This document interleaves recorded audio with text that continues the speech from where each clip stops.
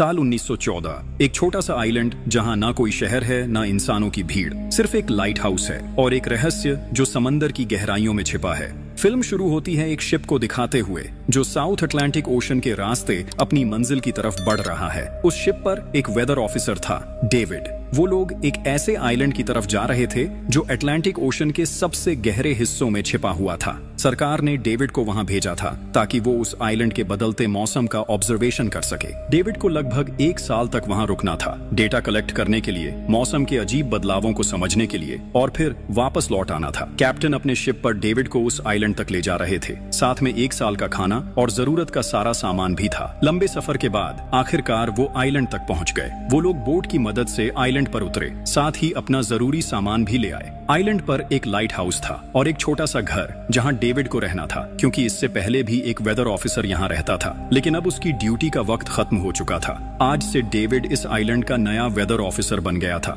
और पुराना officer Robert अब कैप्टन एक्सेल के शिप में घर लौटने वाला था। लेकिन उस घर में जाकर वो लोग हैरान रह गए। किसी भी इंसान का नामो निशान नहीं था। रूम के अंदर फर्नीचर बिखरे हुए थे, सब कुछ उल्टा पुल्टा था। शायद लाइट हाउस में कोई हो सकता है। कैप्टन और डेविड बिना वक्त गंवाए लाइट हाउस की तरफ बढ़ते हैं और वहां एक अजीब नजारा देखते हैं। पूरा लाइट हाउस तेज और नुकीले लकड़ों से घिरा हुआ था, जैसे किसी ने जानबूझकर उसे बंद कर दिया हो ताकि कोई भी अंदर ना जा सके। कैप्टन और डेविड ने लाइट हाउस का गेट कई बार नॉक किया, लेकिन कोई रिस्पॉन्स नहीं मिला। आखिर में उन्होंने गेट को जोर से धक्का दिया और अंदर घुस गए। लाइट हाउस के बिल्कुल ऊपर उन्हें एक आदमी मिला जिसका नाम ग्रूनर था। वो लेटा हुआ था। जब उन्होंने ग्रूनर से पुराने वेदर ऑफिसर के बारे में पूछा तो उसने काफी बेपरवाही से जवाब दिया, वो मर गया है, कोई भयानक बीमारी थी उसे। कैप्टन ने जब उससे डेड बॉडी के बारे में पूछा तो उसका जवाब और भी ज्यादा अजीब था, शायद किसी ने मार दिया होगा। ग्रूनर की बातें सुनकर डेविड और कैप्टन दोनों चौंक गए। उन्हें लगा शायद ग्रूनर की मेंटल कंडीशन ठीक नहीं है,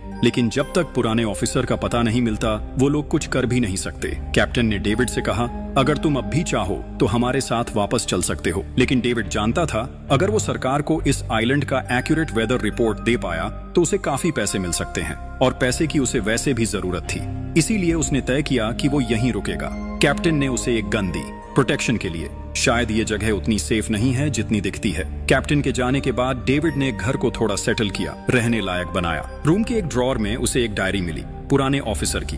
उस ऑफिसर ने 1913 में इस आइलैंड पर कदम रखा था। डायरी में आइलैंड के बारे में बहुत कुछ लिखा था, लेकिन सब कुछ साफ नहीं था। कुछ बातें अधूरी थीं। डेविड हर लाइन को ध्यान से पढ़ता गया। डायरी में कुछ अजीब तरह के जानवरों के स्केचेस भी बने थे। डेविड को समझ नहीं आया उसने ऐसी तस्वीरें क्यों बनाई थीं। शायद वो अकेला था और टाइम पास के लिए ऐसा किया होगा। डायरी के एक पेज पर उसकी वाइफ की फोटो भी लगी थी। डेविड वो डायरी पढ़ते पढ़ते थक गया और धीरे धीरे उसकी आंख लग गई। अगली सुबह डेविड ने अपना काम शुरू कर दिया, लेकिन समुद्र के पास पहुंचते ही उसके कदम रुक गए। चट्टानों के बीच कुछ पत्थर अजीब तरीके से सजाए गए थे और उनके बीच कुछ सी शेल्स भी रखे थे, अजीब पैटर्न में। डेविड ने सोचा शायद ये सब ग्रूनर ने किया हो। ये सोचकर वो दोबारा अपने काम में लग गया। मौसम का डेटा कलेक्ट करना, वही काम जिसके लिए वो यहाँ आया था। काम के दौरान जब उसने बाइनोक्यूलर से लाइट हाउस की तरफ देखा तो उसे ग्रूनर के साथ एक और इंसान दिखा, लेकिन फिर उसने सोचा शायद उसका वहम हो। रात हो चुकी थी और डेविड अपने काम में बिजी था। तभी दरवाजे पर नॉक हुआ। उसने सोचा शायद ये ग्रूनर है। डेविड ने उसका नाम पुकारा, लेकिन कोई जवाब नहीं मिला। हाथ में लैंप लेकर जैसे ही डेविड आगे बढ़ा, उसके कानों में कुछ अजीब सी आवाजें गूंजने लगीं और फिर उसने देखा गेट के नीचे से किसी अजीबोगरीब प्राणी का हाथ अंदर आने की कोशिश कर रहा था। वो हाथ इंसानी नहीं था। डेविड का दिल दहशत से भर गया। वो तुरंत बेसमेंट की तरफ भागा और वहां जाकर छुप गया। कुछ ही देर में वो रहस्यमयी क्रीचर घर के अंदर घुस चुकी थी। वो छुप छुप के डेविड को ढूंढ रही थी। बेसमेंट की एक छोटी सी क्रैक से उस क्रीचर की भयानक आंखें डेविड को घूरने लगीं। डेविड ने एक छुरी उठाई और जैसे ही वो आंखें उस क्रैक के सामने आईं, उसने पूरी ताकत से छुरी घुसा दी। वो क्रीचर चीख के भाग गई, लेकिन वो कभी भी वापस आ सकती थी। डेविड ने बेसमेंट का गेट मजबूती से बंद किया, रस्सी से कस के बांधा और पूरी रात वहीं जागकर बिताई, दहशत के साए में। अगली सुबह जब डेविड घर से बाहर गया तो उसने रेत पर कुछ निशान देखे, पैरों के निशान, पर इंसान जैसे नहीं थे। बिल्कुल साफ था ये किसी इंसान का काम नहीं था। वो निशान सीधे समुंदर की तरफ जाकर खत्म हो गए थे। अब डेविड को सब समझ आ गया था क्यों ग्रूनर ने लाइट हाउस के चारों ओर नुकीले लकड़े लगाए थे, शायद उसी अजीब क्रीचर के लिए। और अब डेविड जान गया ये घर उसके लिए बिल्कुल भी सेफ नहीं है। शायद वो क्रीचर आज रात फिर से लौट कर आएगा। डर के मारे डेविड लाइट हाउस की तरफ दौड़ता है। ग्रूनर को चिल्लाकर कहता है, गेट खोलो, मुझे अंदर आना है। लेकिन ग्रूनर उसे अंदर नहीं आने देता और कहता है, तुझे तो उस शिप के साथ लौट जाना चाहिए था। डेविड निराश होकर वापस लौटता है, लेकिन अब उसे अपना घर सुरक्षित बनाना होगा। उसने घर की हर एक विंडो को लकड़ी से बंद कर दिया, हर तरफ नुकीले लकड़ों से घेरा बनाया और गेट के बाहर पुराने कागज और किताबें रखी। फिर उन पे तेल छिड़क दिया ताकि अगर वो क्रीचर वापस आए तो उसे आग से डरा के भगाया जा सके। लेकिन एक बात थी जो डेविड अब तक नहीं जानता था, और ये बात उसे आज रात पता चलने वाली थी। किस्मत से उसे घर के अंदर एक पुराना बॉक्स मिला। उस बॉक्स में एक गन थी और बहुत सारी बुलेट्स। ये देखकर उसे थोड़ी हिम्मत मिली, लेकिन डर अब भी जिंदा था। जैसे जैसे सूरज ढलने लगा, रात का अंधेरा हर तरफ छा गया। डेविड गन हाथ में लिए घर के एक कोने में चुपचाप बैठा था। उसकी सांसें तेज थीं। तभी एक अजीब आवाज सुनाई दी, और जब डेविड ने खिड़की की तरफ कदम बढ़ाया तो जैसे उसके पैरों के नीचे से जमीन ही खिसक गई। सिर्फ एक नहीं, पानी में से कई सारी वही अजीबो-गरीब क्रीचर्स उठती हुई नजर आईं, और सब उसके घर की तरफ बढ़ रही थीं। कुछ ही देर में वो गेट को तोड़ने की कोशिश करने लगे। डेविड ने तुरंत गोलियां चलानी शुरू की। कुछ क्रीचर्स गिर गए, लेकिन बाकी और भी ज्यादा हिंसक हो गए। वो अब घर के अंदर घुसने की कोशिश कर रहे थे। जैसे जैसे उनकी तादाद बढ़ने लगी, डेविड ने बिना वक्त गंवाए गेट के बाहर रखे कागजों और पुरानी किताबों को आग लगा दी। आग देखकर वो क्रीचर्स डर के मारे वापस समुद्र में लौट गए। लेकिन अब वही आग डेविड के घर तक पहुंच चुकी थी। घर में आग लग चुकी थी, और क्योंकि पूरा घर लकड़ी का बना था, आग बिजली की तरह फैल गई। डेविड ने तुरंत एक चादर में लपेटकर खुद को बचाया, गेट तोड़कर बाहर निकला और लाइट हाउस के पास एक बड़े पत्थर के पीछे छुप गया। उसका दायां हाथ बुरी तरह जल चुका था। किस्मत से उसी वक्त बारिश शुरू हो गई। आग धीरे धीरे बुझने लगी, लेकिन पूरी रात की बारिश के बाद भी सुबह तक डेविड अपना घर नहीं बचा पाया। पूरा घर जलकर लगभग राख हो चुका था। अब अगर डेविड को जिंदा रहना है तो उसे लाइट हाउस में पनाह लेनी होगी। उसने अपनी राइफल उठाई और लाइट हाउस के पास के पत्थरों के बीच छुप गया। जब ग्रूनर पानी भरने के लिए लाइट हाउस से बाहर निकला तो डेविड उसके पीछे पीछे चल दिया। इरादा था उसे गन पॉइंट पर ले जाकर लाइट हाउस के अंदर घुसने का, लेकिन अचानक जब ग्रूनर ने उस पर गन तानी, तभी एक अजीब सा क्रीचर जो ग्रूनर के पास ही था उस पर हमला कर दिया। वो क्रीचर ग्रूनर का रक्षक था। ग्रूनर ने तुरंत डेविड को रोका और कहा, ये मेरा पालतू है। डेविड ने गोली नहीं चलाई, लेकिन एक शर्त रखी, अगर जिंदा रहना है तो लाइट हाउस में रहने दिया जाए।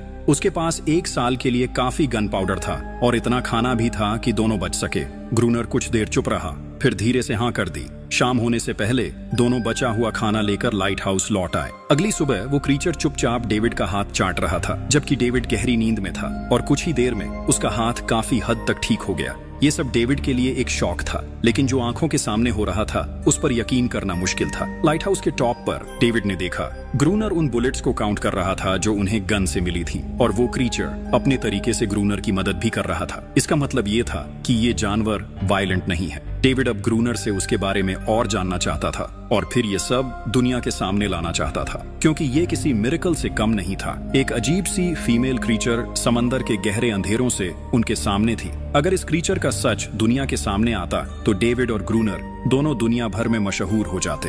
लेकिन ग्रूनर को ये सब नहीं चाहिए। वो इस आइलैंड से कहीं नहीं जाना चाहता। ग्रूनर के पास कोई अपना नहीं था। उसके हिसाब से सोसाइटी में कोई भी अकेला नहीं रह सकता। हर किसी को किसी न किसी का गुलाम या नौकर बन के रहना पड़ता है। इसीलिए उसके लिए ये आइलैंड परफेक्ट था। ये जगह जहां वो अपने आप को एक किंग समझता था, अपनी मर्जी का मालिक। इसी वजह से उसने आइलैंड के कई हिस्सों में लिख दिया था, ग्रूनर इज किंग। लेकिन वो अजीब सी फीमेल क्रीचर उसकी पालतू कैसे बन गई? असल में एक बार ग्रूनर ने उसकी जान बचाई थी। वो गलती से अपने फिशिंग नेट में फंस गई थी। तब वो क्रीचर छोटी थी और उस दिन के बाद से ग्रूनर के साथ ही रह गई। उसकी हर बात माननी शुरू कर दी। लेकिन ग्रूनर एक गुस्से वाला इंसान था और उसने कभी भी उस क्रीचर के साथ इंसानियत से बिहेव नहीं किया। उसके साथ रेगुलर फिजिकल रिलेशन रखता था। एक बार उस क्रीचर ने ग्रूनर पर हमला भी किया और उसके बदले में ग्रूनर ने उसे सजा दी, एक ऐसी सजा जिसके बाद वो क्रीचर अपने आप को ग्रूनर की नौकरानी समझने लगी। शायद इसी वजह से हर रात वो क्रीचर्स समंदर से बाहर आते हैं उसे वापस ले जाने के लिए। लेकिन वो क्रीचर्स दिन के उजाले में अटैक नहीं कर सकते। खैर, डेविड अब यहाँ और नहीं रहना चाहता। वो किसी आने वाले शिप को सिग्नल भेजकर ये जगह छोड़ देना चाहता है, लेकिन ये काम इतना आसान नहीं था। ग्रूनर का कहना था कोई भी शिप इस आइलैंड तक नहीं आती, लेकिन डेविड उसकी बात पर विश्वास नहीं करता। उसे यहाँ रहना अब बिल्कुल भी अच्छा नहीं लग रहा। उसे यहाँ घुटन सी महसूस हो रही है। वो जल्दी से जल्दी ये जगह छोड़ना चाहता है। शाम होने लगी है। ग्रूनर उसे कहता है गन लेकर रेडी हो जा, क्योंकि वो क्रीचर्स कभी भी हमला कर सकते हैं। वो लाइट हाउस की लाइट ऑन करने के लिए तैयार हो जाते हैं और कुछ ही देर में समंदर से एक बड़ी तादाद में क्रीचर्स निकलकर बाहर आते हैं। वो लाइट हाउस की तरफ बढ़ते जा रहे हैं। ग्रूनर उन पर लगातार फायर करता जा रहा था, लेकिन डेविड पूरी तरह से डर गया था। वो लाइट हाउस के अंदर की तरफ पीछे हटने लगा। ग्रूनर के बार बार कहने के बाद भी वो बस एक कोने में चुपचाप बैठा रहा और कुछ ही देर में डेविड बेहोश हो गया। ग्रूनर अकेला उन क्रीचर्स से लड़ता रहा। अगली सुबह ग्रूनर ने गुस्से में उसे उठाया और कहा, अगर तुझे लाइट हाउस में रहना है तो मेरी हर बात माननी पड़ेगी। रोजाना पानी भर के लाना, लाइट हाउस के छोटे बड़े काम करना और रात को उसके साथ गार्ड ड्यूटी भी देना। चाहे डेविड चाहे या ना चाहे, ये सब करना उसके लिए मजबूरी बन गई थी। जिंदा रहने के लिए उसे लाइट हाउस में रहना ही पड़ेगा। डेविड अब ग्रूनर के सारे काम करने को तैयार था, लेकिन एक चीज थी जो उसे कभी पसंद नहीं आई। रोज रोज उस फीमेल क्रीचर को अलग अलग तरीकों से फिजिकली टॉर्चर करना। लेकिन जो इंसान सालों से इस सुनसान आइलैंड पे अकेला रह रहा हो, उसका मेंटल स्टेट थोड़ा बिगड़ना बनता है। डेविड भी कुछ ऐसा ही सोचता है। शायद ग्रूनर का दिमाग अब ठीक नहीं है, लेकिन फिर भी उसकी बात माननी पड़ती है। रात होती है, दोनों फिर से गार्ड ड्यूटी के लिए तैयार हो जाते हैं और एक बार फिर वो क्रीचर्स समंदर से निकलकर बाहर आते हैं। लेकिन आज डेविड को डर नहीं लग रहा। उसने फायर किया, पर आज ग्रूनर कुछ भी नहीं करता। वो डेविड को बाहर छोड़कर लाइट हाउस का गेट बंद कर देता है और खुद चुपचाप अंदर बैठ जाता है, ताकि डेविड खुद सीख सके कि इन क्रीचर्स से कैसे लड़ा जाता है, वरना वो लड़ते लड़ते मर जाएगा। डेविड चीख कर मदद मांगता है, लेकिन ग्रूनर उसकी मदद नहीं करता। इसी तरह लड़ते लड़ते वो रात कट जाती है और सुबह हो जाती है। सुबह ग्रूनर ने देखा डेविड लाइट हाउस के गेट के बाहर खून में लथपथ बैठा था। अब उसने सीख लिया था इन क्रीचर्स से कैसे लड़ना है। उसके अंदर का डर जा चुका था। इसी तरह वक्त गुजरता गया, रातों को उन क्रीचर्स से लड़ते हुए और दिन भर ग्रूनर के लाइट हाउस के काम संभालते हुए। ये आइलैंड अब उसके लिए एक बंद घर जैसा हो गया था। वो हर वक्त ये सोचता रहता कि कब ये जगह छोड़े, कब आजाद हो। समय के साथ साथ डेविड का उस फीमेल क्रीचर के साथ एक अजीब सी दोस्ती बन गई थी। डेविड को उसके लिए अब बुरा लगने लगा था। अब उसे समझ आया था कि अपने लोगों को छोड़कर अकेला रहना कितना मुश्किल होता है। शायद वो क्रीचर भी कुछ ऐसा ही महसूस करती थी। डेविड ने उस क्रीचर को एक नाम भी दिया, एनेरियस। और फिर एक दिन उन्होंने देखा कि उन क्रीचर्स के अटैक्स धीरे धीरे कम हो रहे हैं। डेविड सोचता है शायद सर्दियों में वो कहीं और चले जाते हैं, जैसे वेल्स करती हैं, या फिर शायद उन्हें समझ आ गया था इन दोनों से लड़कर कुछ नहीं मिलेगा। लेकिन ग्रूनर ने उसे साफ कह दिया, बिल्कुल नहीं, वो फिर से अटैक करेंगे। अब वो खुद को रिप्रोड्यूस कर रहे हैं, उनकी तादाद बढ़ती जा रही है। कुछ और दिन ऐसे ही गुजर गए। एक रात डिनर के बाद ग्रूनर और डेविड ने वक्त काटने के लिए चेस खेलना शुरू किया, लेकिन यहीं पे ग्रूनर से एक बड़ी गलती हो गई। वो दोनों खेल में इतने उलझ गए कि लाइट हाउस की लाइट्स ऑन करना ही भूल गए और अंधेरे का फायदा उठाकर क्रीचर्स ने उन पे अटैक कर दिया। डेविड ने देखा वो क्रीचर्स अब ब्रीड कर चुके हैं। उनकी तादाद इतनी ज्यादा थी कि दो लोग मिलकर भी ज्यादा देर तक नहीं लड़ सकते थे।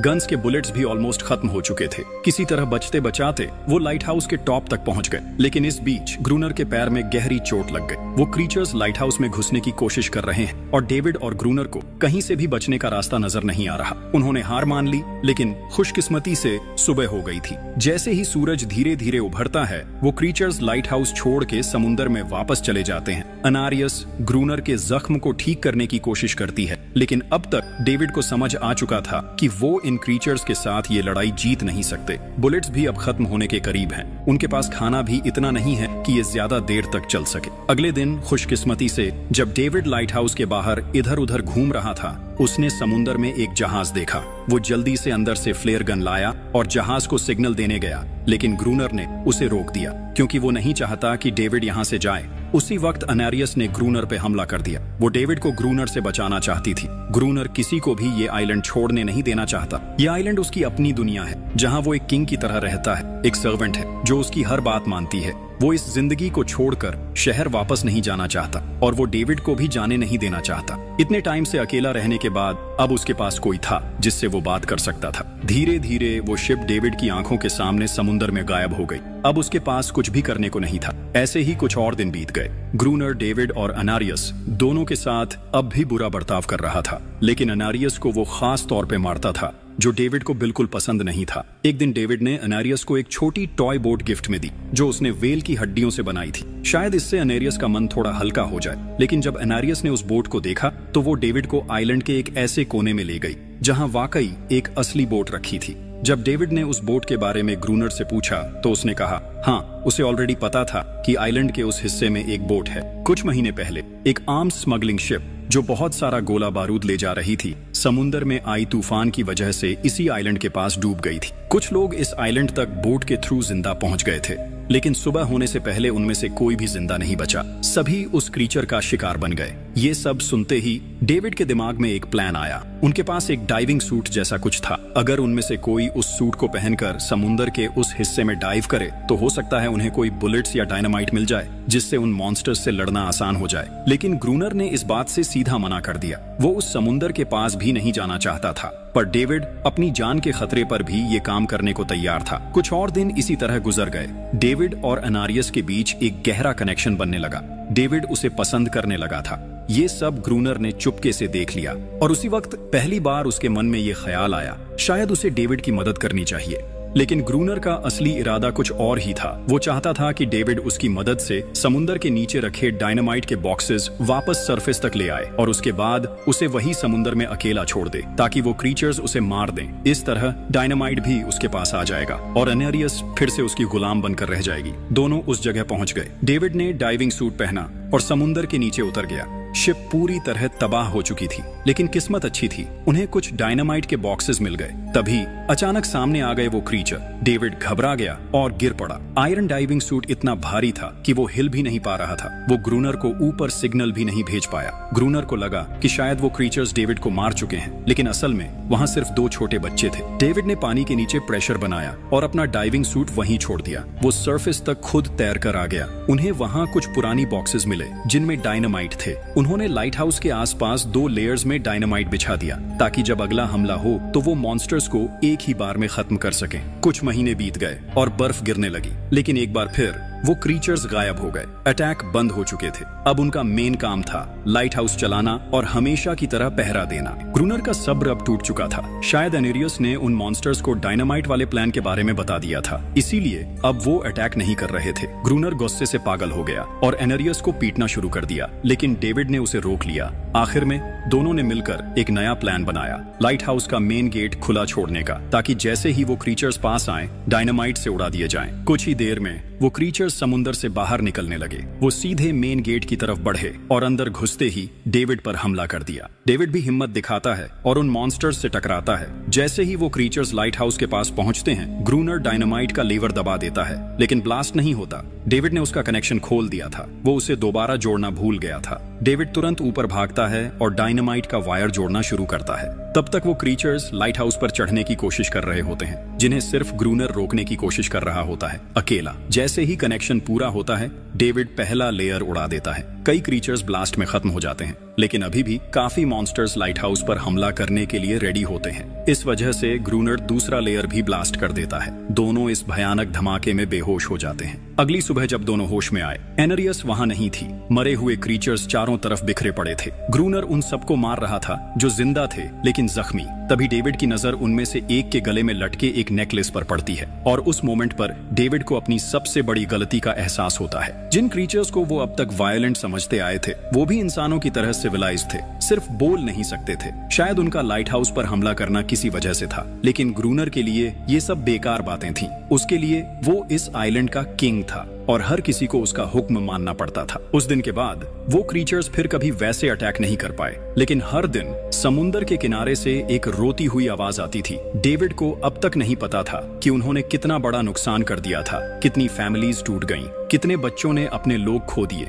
सिर्फ एक गलतफहमी की वजह से। अगले दिन डेविड ने समुंदर में उन क्रीचर्स के कुछ छोटे छोटे बच्चों को देखा, वो सब जिन्होंने अपने परिवार खो दिए थे। डेविड ने पत्थरों का एक गोल सर्कल बनाया और उसके बीच में वो छोटी टॉय बोट रख दी ताकि एनारियस वापस लौट आए, लेकिन कितना भी इंतजार किया, एनारियस कभी वापस नहीं आई। एक सुबह डेविड ने देखा ग्रूनर बेहोश पड़ा था। उसके आसपास कुछ पुरानी चीजें रखी थीं। उनमें एक पुरानी तस्वीर भी थी और जैसे ही डेविड ने उस तस्वीर को देखा, वो हैरान रह गया। वो लड़की जिसका फोटो उसने पहले दिन ग्रूनर की डायरी में देखा था, वो कोई और नहीं, उसकी पत्नी थी। ग्रूनर की एक वाइफ थी और वो इस लाइट हाउस का वेदर ऑफिसर था जो लगभग 1 साल पहले इस आइलैंड पर आया था। उसका असली नाम रॉबर्ट था, लेकिन उसने अपना नाम बदल लिया था क्योंकि अब वो कभी ये आइलैंड छोड़ना नहीं चाहता था। ये सब देखकर डेविड ने भी ये उम्मीद छोड़ दी कि वो कभी इस आइलैंड से जा पाएगा।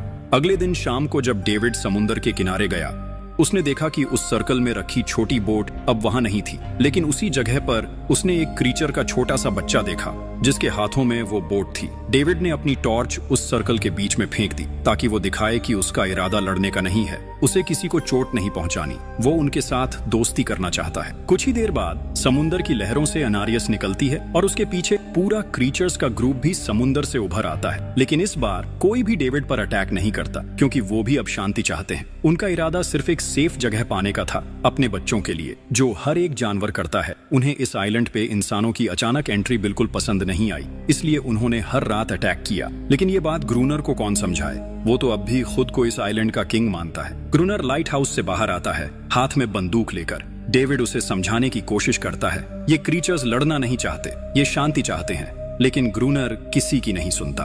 वो अनारियस को चीख कर कहता है, अंदर चली जाओ। लेकिन ये पहली बार था जब अनारियस ने उसकी बात नहीं मानी, क्योंकि अब वो उसकी नौकरानी नहीं रही, अब वो सिर्फ एक माँ थी जो अपने बच्चों के लिए खड़ी थी। ग्रूनर अंदर से कमजोर महसूस करने लगता है क्योंकि अब कोई भी उसका हुक्म नहीं मान रहा था। गुस्से में उसने लाइट हाउस की तरफ कदम बढ़ाए। डेविड को लगा शायद ग्रूनर को अब समझ आ गया होगा कि हर एक जानवर आजादी चाहता है, कोई भी किसी का गुलाम बनकर नहीं जीना चाहता। लेकिन ग्रूनर समझदार इंसान नहीं था। जैसे ही वो लाइट हाउस पहुंचा, उसने सिग्नल गन से एक फ्लेयर छोड़ी जो सीधा जाकर एक छोटे क्रीचर के बच्चे से टकरा गई। उस बच्चे की तुरंत मौत हो गई। सभी क्रीचर्स डर के मारे भाग गए और अनारियस ने भी डेविड पर से अपना पूरा भरोसा खो दिया। गुस्से से पागल डेविड तुरंत लाइट हाउस की तरफ भागता है और ग्रूनर से टकरा जाता है, उससे लड़ने लगता है। क्यों किया तूने ये सब? ये लोग तो बस शांति चाहते थे। लेकिन ग्रूनर इतना वायलेंट हो चुका था कि उसने डेविड को मारने का फैसला कर लिया। हाथ में एक्स लेकर जैसे ही वो डेविड पर वार करने जा रहा था, डेविड ने उसे उसके असली नाम से पुकारा,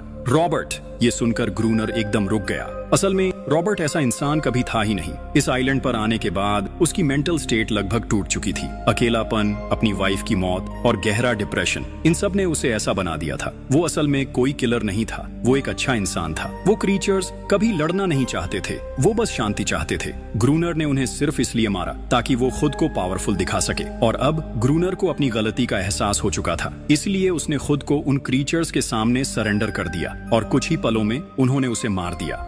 डेविड लाइट हाउस के अंदर खुद को लॉक कर लेता है। वक्त ऐसे ही बीतता चला जाता है और 1 साल बाद आइलैंड पर एक गवर्नमेंट ऑफिसर आता है, साथ में एक नया वेदर ऑफिसर भी होता है। डेविड को वहां से ले जाया गया और अब नए गवर्नमेंट ऑफिसर ने इस आइलैंड पर वेदर मॉनिटर करना शुरू किया। लेकिन उस ऑफिसर को लगा कि डेविड ही ग्रूनर है और डेविड ने भी उनकी इस गलतफहमी को ठीक नहीं किया। वो चुपचाप बैल्कनी पर गया और खड़ा हो गया बिना कुछ कहे, क्योंकि अब वो भी इस आइलैंड को छोड़ना नहीं चाहता था, बिल्कुल ग्रूनर की तरह। इसी दौरान अनारियस भी अपने परिवार के साथ खुश थी। अब उन्हें किसी ग्रूनर जैसे आदमी का डर नहीं था। अब वो आइलैंड पर भी और समुंदर में भी आजादी से जी सकते थे।